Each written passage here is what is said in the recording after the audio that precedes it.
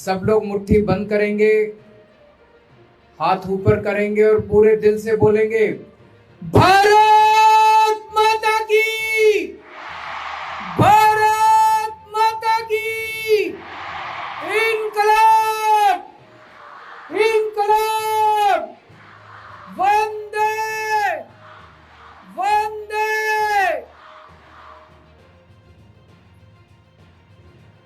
सभी दिल्ली वासियों को, सभी देशवासियों को 74वें गणतंत्र दिवस की बहुत बहुत शुभकामनाएं, बहुत बहुत बधाई आप सब लोगों को। आज हम एक तरफ 74वां गणतंत्र दिवस मना रहे हैं और दूसरी तरफ आजादी के 75 साल मना रहे हैं, 75 साल का अमृत महोत्सव मना रहे हैं। हमारे देश के स्वतंत्रता सेनानियों ने, शहीद आजम भगत सिंह, सुभाष चंद्र बोस, राजगुरु, ढेरों नाम है, इन सब लोगों ने अपनी जान की बाजी लगा के देश को स्वाधीनता दिलाई थी, देश को आजादी दिलाई थी। आजादी दिलाने के लिए उन्होंने कोई कसर नहीं छोड़ी, अपनी जान की बाजी लगा दी। लेकिन आजादी दिलाने के बाद उन्होंने हमारे ऊपर बहुत बड़ी जिम्मेदारी छोड़ी है। इस आजादी को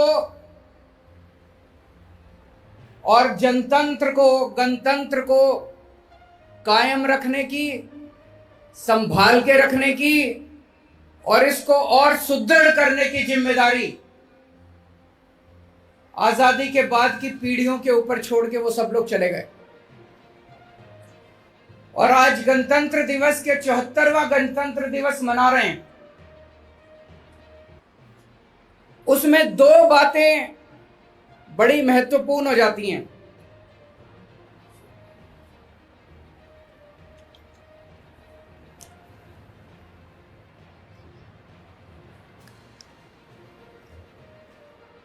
एक तरफ हम आजकल मीडिया में पढ़ते हैं, सोशल मीडिया में भी खूब देखते हैं, सुनते हैं कि हमारी सीमाओं के ऊपर चाइना पिछले कुछ वर्षों से हमें आंखें दिखा रहा है। आज ही देश के एक बहुत नामी गिरामी अखबार में छपा है कि चाइना ने हमारे देश की कुछ धरती, कुछ जमीन के ऊपर कब्जा कर लिया। यह हम सब लोगों के लिए चिंता का विषय, सभी भारतवासियों के लिए चिंता का विषय। उन लोगों से, चाइना के सैनिकों से हमारे सैनिक, उनसे लड़ने में कोई कसर नहीं छोड़ते। अपनी पूरी बहादुरी के साथ हमारे सैनिक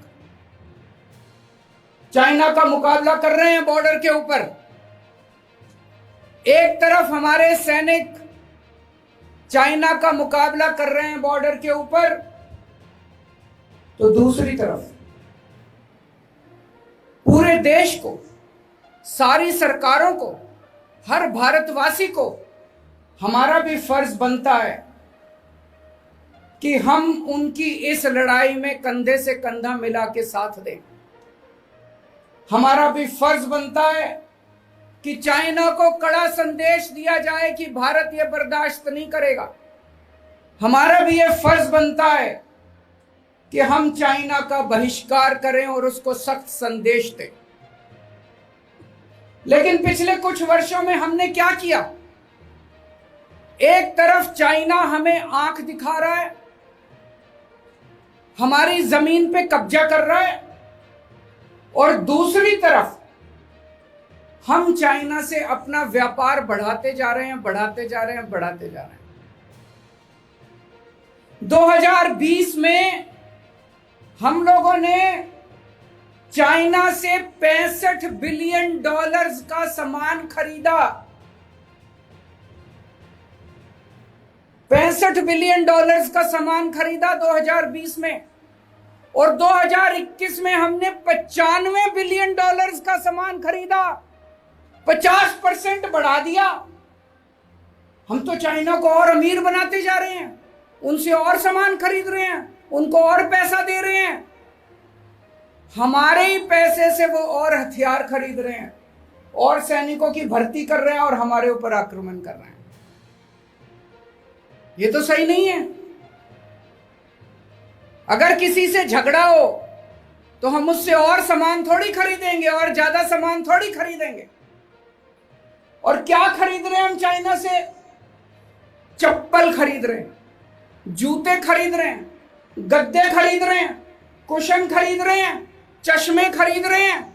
ये सारी चीजें तो हम भी बना सकते हैं, हमारे देश में ज्यादा अच्छी बन सकती है। जितनी चप्पल हम, जूते, जितने गद्दे उनसे खरीदते हैं, कुशन खरीदते हैं, चश्मे खरीदते हैं, खिलौने खरीदते हैं, मूर्तियां खरीदते हैं, आप ये मान के चलो कि उतना ये सामान हमारे भारत में कम बनता है। अगर अपने भारत के अंदर हम ये सारा सामान क्यों नहीं बना सकते? बिल्कुल बना सकते हैं। हमारे भारत में क्या कमी है? चप्पलें खूब बनती हैं, और बननी चाहिए। गद्दे खूब बनते हैं, कुशन खूब बनते हैं, तकिए खूब बनते हैं, मूर्तियां खूब बनती हैं, खिलौने खूब बनते हैं। ये ऐसा सामान तो है नहीं कि हमारे देश में क्यों नहीं बन सकते? खूब बन सकते हैं। और अगर हमारे देश में ये सारा सामान बनेगा, हमारे बच्चों को रोजगार मिलेगा, सरकार को टैक्स मिलेगा, हमारी अर्थव्यवस्था बढ़ेगी। हम अपना सारा काम एक तरह से अपने बच्चों की सारी नौकरियां, सारे रोजगार चाइना के लोगों को देते जा रहे हैं। अपने लोगों को अगर हम मौका दें, सारा देश मिलके, सारी सरकारें मिलके, अपने व्यापारियों को, अपने उद्योगपतियों को अगर मौका दें, सारी सुविधाएं दें, तो हम ये सारी चीजें अपने देश के अंदर बना सकते हैं, और अपने हजारों, लाखों, करोड़ों युवाओं को एक तरफ नौकरी मिलेगी, और चाइना को कड़ा संदेश जाएगा कि हमें तुम्हारे सामान की जरूरत नहीं है, ठीक हो जाओ, वरना तुम्हें हम मजा चखा सकते हैं। एक तरफ अपने ही देश के पिछले 4, 5, 6 सालों के अंदर 12 लाख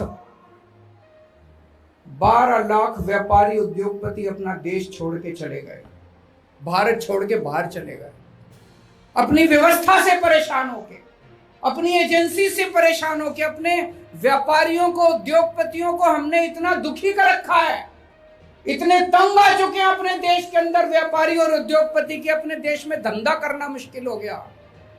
लोग छोड़ छोड़ के, भारत छोड़ छोड़ के जा रहे हैं। 12 लाख लोग पिछले 5 साल के अंदर भारत छोड़ के चले गए। अपने लोगों को, भारत के लोगों को तो हम बाहर भगा रहे हैं, और चाइना से सारा सामान इंपोर्ट कर रहे हैं। ऐसे देश कैसे तरक्की करेगा? भारत को आगे तो भारत के लोग ही ले जाएंगे। कोई बाहर से, अमेरिका से या चाइना से आके तो अपने देश को तरक्की नहीं कराएगा। अपने ही देश के लोग अपने ही देश की तरक्की करेंगे। अपने देश के लोगों को बाहर भेजने के लिए मजबूर करने की बजाय, ये समय है जब पूरी दुनिया में जितने भारत के लोग हैं, अपने देश के अंदर ऐसी व्यवस्था करें कि सारी दुनिया के भारत के लोग इंडिया आके और इंडिया की तरक्की करने लगे। दूसरी चीज, जैसा मैंने कहा कि आज गणतंत्र दिवस के अवसर पे 2 चीजों पे गौर करने की जरूरत है। हमारे स्वतंत्रता सेनानियों ने जान की बाजी लगा के एक तरफ देश को आजाद कराया, अंग्रेजों को, विदेशियों को खदेड़ के बाहर भेज दिया, और दूसरी तरफ जनतंत्र की स्थापना की हमारी सरकार। हम भारत के लोग, हमने संविधान बनाया है, ये देश हमारा, ये देश भारत के लोगों का है। जनतंत्र की स्थापना की 26 जनवरी 1950 को। लेकिन पिछले कुछ वर्षों के अंदर हम देख रहे हैं इसके ऊपर भी थोड़ी थोड़ी आंच आने लगी है। जनता सुप्रीम है, 130 करोड़ भारत के लोग सुप्रीम है, इनके ऊपर कोई नहीं है। जनता की चुनी हुई सरकारें सुप्रीम है। जनता वोट डालती है, वोट डाल के अपनी सरकार चुनती है, वो सरकारें सुप्रीम है। जो जनता कहेगी वही वो सरकार करेगी। जनता के ऊपर कोई नहीं है, जनता की चुनी हुई सरकारों के ऊपर कोई नहीं है। लेकिन पिछले कुछ सालों में हम देख रहे हैं एक राज्य ऐसा है जहां पे वहां के गवर्नर ने, जनता की चुनी हुई सरकार ने इतने कानून पास करे, गवर्नर कानून पे दस्तखत करने को तैयार नहीं है। जो कानून जनता ने पास करे, जो कानून जनता की चुनी हुई सरकार ने पास करे, क्या एक आदमी उन कानूनों को रोक सकता है?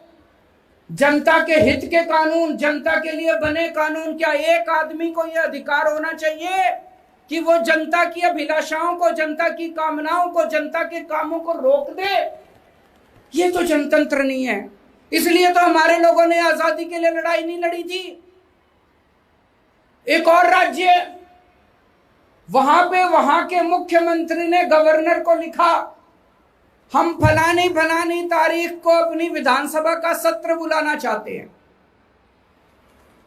जनता की सरकार को, जनता की चुनी हुई सरकार को पूरा अधिकार है, वो जब मर्जी विधानसभा का सत्र बुलाएं। गवर्नर ने वापस लिखा, क्यों बुलाना चाहते हो, क्या काम है, क्या करोगे विधानसभा का सत्र बुला के? अरे वाह, विधानसभा का सत्र बुलाने में क्या गवर्नर पूछ सकता है सरकार से? क्या गवर्नर पूछ सकते हैं सरकार से क्यों बुलाना चाहते हो? मुख्यमंत्री ने जवाब दिया, जी इसलिए बुलाना चाहते हैं। गवर्नर कहता है, मेरे को यह कारण मंजूर नहीं है, सत्र नहीं बुलाया जाएगा। ये जनतंत्र नहीं है, ये तो जनतंत्र का मजाक उड़ाया जा रहा है। एक तरह से एक व्यक्ति विशेष के अंदर जनतंत्र को गुलाम बना दिया गया है। कई राज्य ऐसे हैं, मैं पढ़ता हूं अखबारों के अंदर, जहां पे चुनी हुई सरकारों ने अपनी अपनी यूनिवर्सिटीज के वाइस चांसलर बनाए और वहां के राज्यपालों ने वाइस चांसलर को बर्खास्त कर दिया, डिसमिस कर दिया, कैंसिल कर दिया, रिजेक्ट कर दिया। ये क्या बात है? इसके लिए तो हमने अपने देश की आजादी नहीं ली थी, इसके लिए तो अपने सेनानियों ने कुर्बानी नहीं करी थी। और कई राज्य ऐसे हैं जहां पे दिन ब दिन, डे टू डे बेसिस पे चुनी हुई सरकारों को तंग किया जाता है। तो आज 74वें गणतंत्र दिवस के अवसर पे पूरे देश को यह सोचने की जरूरत है कि कहीं ऐसा तो नहीं कि हमारे जनतंत्र के ऊपर भी एक डार्क, काला साया पड़ता जा रहा है। उसको कैसे निपटा जाए, पूरे देश को इसके बारे में सोचने की जरूरत है। दिल्ली के लोगों, दिल्ली वालों, पिछले 7-8 साल के अंदर दिल्ली में आप लोगों ने जितने काम करे, इतने विकास के काम करे, इतने काम करे, आज केंद्र सरकार की रिपोर्ट ये कहती है कि पूरे देश में सबसे कम महंगाई दिल्ली के अंदर है। महंगाई तो है, पूरे देश में है, चीजें महंगी होती जा रही हैं, पूरे देश में महंगी होती जा रही हैं, लेकिन पूरे देश में सबसे कम महंगाई दिल्ली के अंदर है। दिल्ली में महंगाई की दर है 3%। गुजरात में महंगाई की दर है 7%।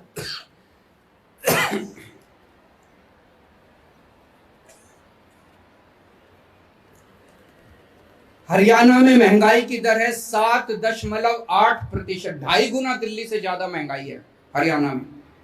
मध्य प्रदेश में 7.5%, मध्य प्रदेश में भी दिल्ली से 2.5 गुना ज्यादा महंगाई है। अगर कोई चीज दिल्ली में 100 रुपए की बिकती है तो हरियाणा में और मध्य प्रदेश में 250 रुपए की बिकती है। उत्तर प्रदेश में 6.8%। पूरे देश में आज पूरे देश में सबसे सस्ती चीजें दिल्ली में, सबसे कम महंगाई दिल्ली में। क्यों? आज दिल्ली में बिजली मुफ्त है, आज दिल्ली में पानी मुफ्त है, आज दिल्ली में शानदार सरकारी स्कूल हैं और सरकारी स्कूलों में सारी शिक्षा मुफ्त है। आज दिल्ली में सारी सरकार स्वास्थ्य सेवाएं मुफ्त है। आपको कितनी भी बड़ी बीमारी हो जाए, सरकारी अस्पताल में चले जाओ, सारा इलाज, सारे टेस्ट, सारी दवाइयां, सारे ऑपरेशन सब कुछ मुफ्त है। महिलाओं के लिए बसों का सफर मुफ्त है, तीर्थ यात्रा मुफ्त है, बुजुर्गों को तीर्थ यात्रा करा के लाते हैं, तीर्थ यात्रा मुफ्त है, राशन मुफ्त है। तो खाने की, बिजली, पानी, शिक्षा, स्वास्थ्य, बसों का सफर और तीर्थ यात्रा, ये सारी चीजें दिल्ली में मुफ्त हैं, जिसकी वजह से आज सबसे कम महंगाई दिल्ली के अंदर है। दोस्तों, मेरी केंद्र सरकार से एक अपील है, और इसको ये माना जाए कि शायद पूरे देश के लोगों की अपील है। पिछले एक साल के अंदर कई सारी खाने पीने की चीजें, जैसे दही, दूध और भी बहुत सारी खाने पीने की चीजें, गेहूं, इन चीजों के ऊपर जीएसटी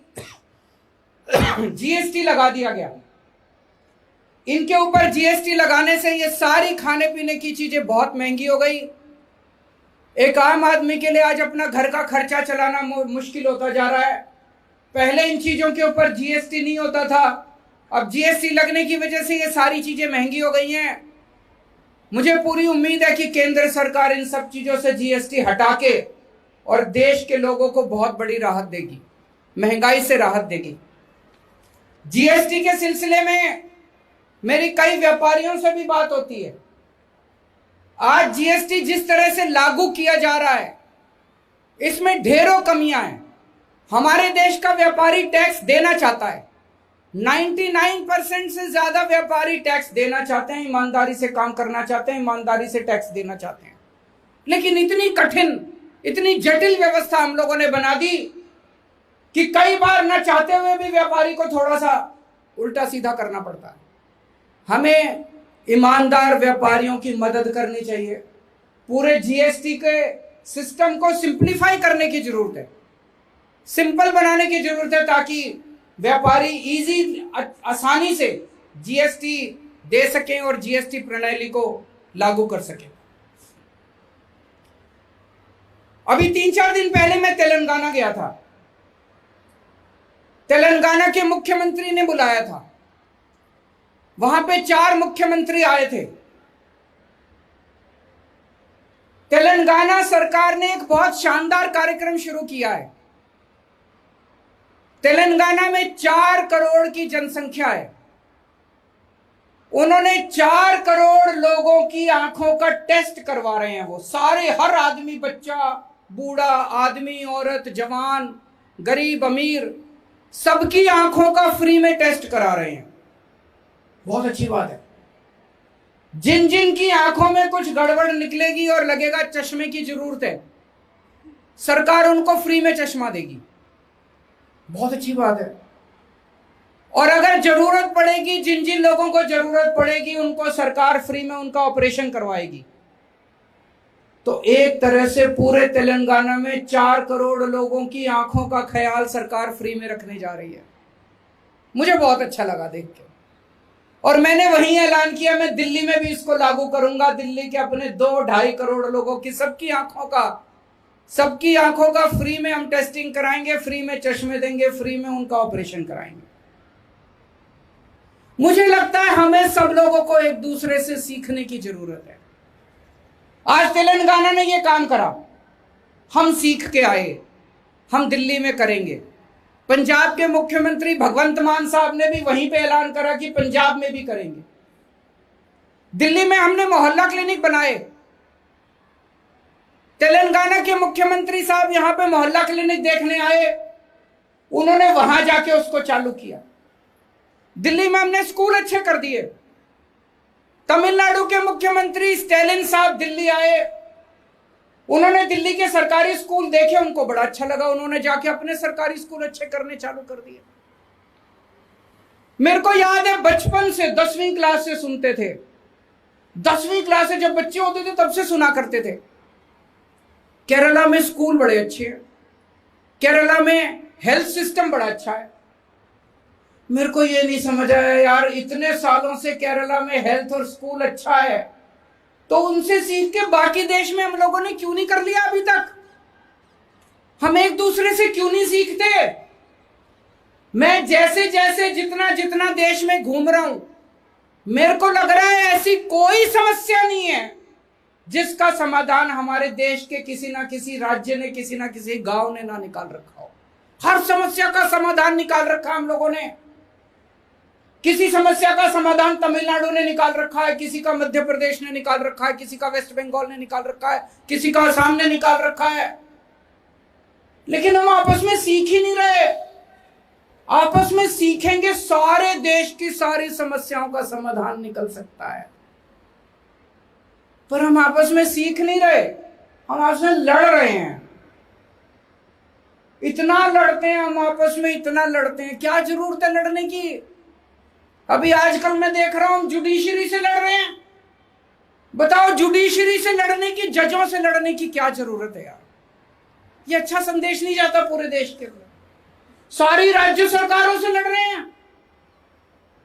किसी को काम नहीं करने देते, सारी राज्य सरकारों से लड़ रहे हैं, किसानों से लड़ रहे हैं, स्टूडेंट से लड़ रहे हैं, व्यापारियों से लड़ रहे हैं, उद्योगपतियों से लड़ रहे हैं। मुझे लगता है अगर हम ये लड़ाई झगड़ा छोड़ के प्यार और मोहब्बत के साथ सारे एक दूसरे से सीखें और पूरा देश 130 करोड़ लोगों का देश एक होके काम करे, तो हमारे देश को दुनिया का नंबर 1 देश बनाने से कोई माई का लाल नहीं रोक सकता। पिछले 7 सालों में आप लोगों ने, दिल्ली के 2.5 करोड़ लोगों ने कमाल करके दिखाया है। और मैं अब आप लोगों को कई सारी खुशखबरियां देना चाहता हूं। ये जो मैं कहने जा रहा हूं, ये मैं नहीं कह रहा, केंद्र सरकार ने बहुत सारे सर्वे कराए हैं, कई सारी स्वतंत्र एजेंसीज ने बहुत सारे सर्वे कराए हैं, और उनकी फाइंडिंग है, पहला, दिल्ली देश का स्टार्टअप कैपिटल बन चुका है। सबसे ज्यादा स्टार्टअप अब पूरे देश में दिल्ली में शुरू हो रहे हैं। पिछले साल 5000 से ज्यादा स्टार्टअप्स दिल्ली के अंदर हुए। पहले बेंगलोर देश का नंबर 1 स्टार्टअप कैपिटल था, अब बेंगलोर हमसे पीछे चला गया। पिछले साल दिल्ली में 5000 से ज्यादा स्टार्टअप शुरू हुए, बेंगलोर में 4514 स्टार्टअप शुरू हुए। दिल्ली देश की ईवी कैपिटल बन चुका है। इलेक्ट्रिक व्हीकल्स, सबसे ज्यादा इलेक्ट्रिक व्हीकल्स पूरे देश में आज दिल्ली में बिक रहे हैं। पहले कर्नाटका ईवी कैपिटल था, अब कर्नाटका नंबर 2 आ चुका है, दिल्ली नंबर 1 बन चुका है। जितने भी व्हीकल्स खरीदे जाते हैं दिल्ली में 10%, 10.2% दिल्ली में जो नए व्हीकल्स खरीदे जाते हैं वो इलेक्ट्रिक व्हीकल्स खरीदे जाते हैं, और कर्नाटका में 6.3% व्हीकल्स इलेक्ट्रिक व्हीकल्स खरीदे जाते हैं। दिल्ली देश का ग्रीन कैपिटल, मेगा सिटीज के अंदर ग्रीन कैपिटल बन चुका है। जो बड़े बड़े शहर हैं, दिल्ली में आज प्रति व्यक्ति per capita 9.6 square metre area में पेड़ या वन हैं। प्रति व्यक्ति 9.6 स्क्वायर मीटर एरिया में पेड़ हैं या वन हैं दिल्ली के अंदर। हैदराबाद में 8.2 हैं, बेंगलोर में 7.2 हैं, मुंबई में 5.4 हैं, चेन्नई में 2.1 हैं, अहमदाबाद में 1.2 हैं। पूरे देश में बड़े शहरों में सबसे ज्यादा पेड़ और सबसे ज्यादा वन दिल्ली के अंदर सबसे ज्यादा डेंसिटी है। दिल्ली देश की एजुकेशन कैपिटल बन चुका है। कुछ स्वतंत्र संस्थाओं ने सर्वे करवाया था देश के सारे सरकारी स्कूलों का। पूरे देश में जो टॉप के 10 सरकारी स्कूल हैं, पूरे देश में टॉप के 10 सरकारी स्कूलों में 5 सरकारी स्कूल दिल्ली के हैं। टॉप के 10 में 5 सरकारी स्कूल दिल्ली के हैं। बहुत बड़ी बात है, देशवासियों के लिए बहुत गर्व की बात है। आज आपकी सरकार अपने पूरे बजट का 25% हर साल, पिछले 8 साल से हर साल 25% शिक्षा पे खर्च करती है। पूरे देश में शिक्षा पे खर्च होने वाला ये सबसे ज्यादा बजट है। कोई राज्य सरकार, केंद्र सरकार इतना बजट शिक्षा पे खर्च नहीं करती है। पिछले 7 सालों के अंदर दिल्ली के सरकारी स्कूलों में एडमिशन लेने वाले बच्चों की संख्या बहुत ज्यादा बढ़ गई। 21% बढ़ोतरी हुई है गवर्नमेंट एनरोलमेंट में, गवर्नमेंट स्कूलों के। हमारी सरकार बनने के पहले 14.5 लाख बच्चे पढ़ते थे सरकारी स्कूलों में, आज 18 लाख बच्चे सरकारी स्कूलों में पढ़ते हैं। बहुत सारे लोगों को जानता हूं जो अपने बच्चों का नाम प्राइवेट स्कूलों से कटा कटा के सरकारी स्कूलों में भर्ती करा रहे हैं। चमत्कार है, अद्भुत चमत्कार है। पहले दिल्ली के सरकारी स्कूलों के नतीजे जो आते थे 80-82% बच्चे ही पास होते थे। पिछले साल 99.7% बच्चे पास हुए हैं। 99.7% बच्चे। प्राइवेट स्कूलों से 6% ज्यादा बेहतर नतीजे आए हैं दिल्ली के सरकारी स्कूलों में। हमारी दिल्ली देश का हेल्थ कैपिटल बन चुकी है। सबसे ज्यादा डॉक्टर आज दिल्ली के अंदर हैं। केवल अपने देश के अंदर नहीं, दुनिया में भी सबसे ज्यादा डॉक्टर आज दिल्ली के अंदर हैं। दिल्ली में 1000 लोगों पे 3 डॉक्टर हैं। ये अमेरिका से ज्यादा है, इंग्लैंड से भी ज्यादा है, कनाडा से भी ज्यादा है, जापान से भी ज्यादा है। वहां पे 2.5 के नीचे नीचे हमारे 3 से ज्यादा डॉक्टर है प्रति 1000। हमने बड़े बड़े देशों को, दिल्ली के लोगों ने बड़े बड़े देशों को भी पीछे छोड़ दिया। आज पूरी दुनिया में सबसे ज्यादा सीसीटीवी कैमरे दिल्ली के अंदर लगे हैं, सबसे ज्यादा। पिछले कुछ सालों में आपकी सरकार ने 2.5 लाख सीसीटीवी कैमरे लगवाए थे। आज दिल्ली में प्रति स्क्वायर माइल 1826 सीसीटीवी कैमरे हैं। ये लंदन से ज्यादा है, सिंगापुर से ज्यादा है, पेरिस से ज्यादा है, न्यूयॉर्क से ज्यादा है, वॉशिंगटन से ज्यादा है। बड़े बड़े देशों को पीछे छोड़ दिया आपकी दिल्ली में। जब मैं छोटा बच्चा था, एक पिक्चर आई थी उन दिनों में, उसमें एक गाना था, इसको हराया तो क्या किया, उसको हराया तो क्या किया, दारा सिंह को हराओ तो जाने। मतलब कि ऐरे गैरों को हराने से क्या फायदा, बड़े बड़ों को हराओ तो जाने। आज आपकी दिल्ली अमेरिका को पीछे छोड़ रही है, लंदन को पीछे छोड़ रही है, सिंगापुर को पीछे छोड़ रही है, न्यूयॉर्क को पीछे छोड़ रही है, वॉशिंगटन, बड़े बड़े